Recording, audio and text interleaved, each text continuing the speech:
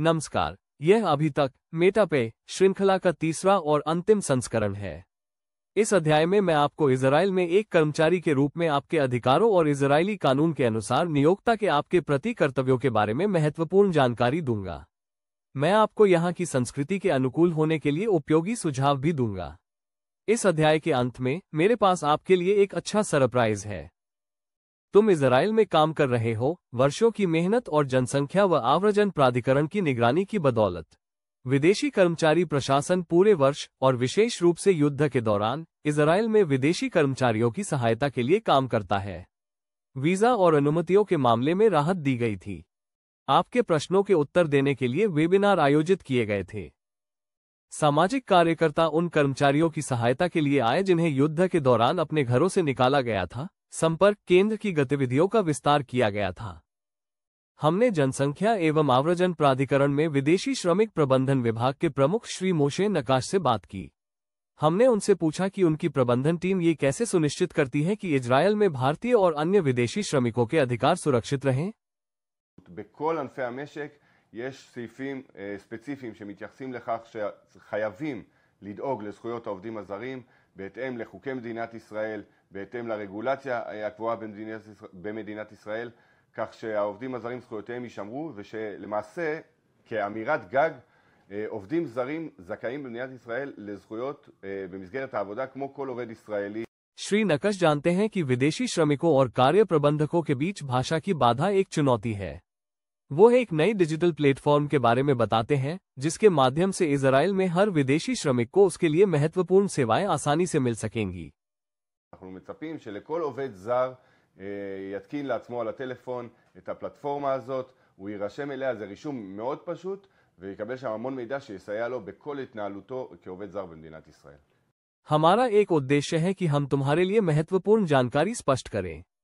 Israel में विदेशी कर्मचारी भी उत्कृष्ट चिकित्सा देखभाल और दवाओं के लिए पात्र है। याद दिलाना महत्वपूर्ण है, तुम्हारे पास एक उत्कृष्ट स्वास्थ्य बीमा है। ये तुम्हें जब तुम बीमार होते हो बिना किसी भुगतान के चिकित्सा देखभाल और विशेषज्ञ डॉक्टरों की जांच प्राप्त करने की अनुमति देता है। दवाएं तुम इजराइल के किसी भी फार्मेसी से प्राप्त कर सकते हो। श्री नकाश इस विषय पर स्पष्ट रूप से बात करते हैं। מינהל עובדים זרים מחייבים את המעסיקים בענף החקלאות, אנחנו מחייבים אותם לדאוג לביצוע או לקיום ביטוח רפואי עבור כל אחד מהעובדים, ובמידת הצורך גם סיוע במתן שירותי רפואה, אם צריך ללוות את העובד הזר למרפאה ואם צריך לדאוג להזמין לו רופא।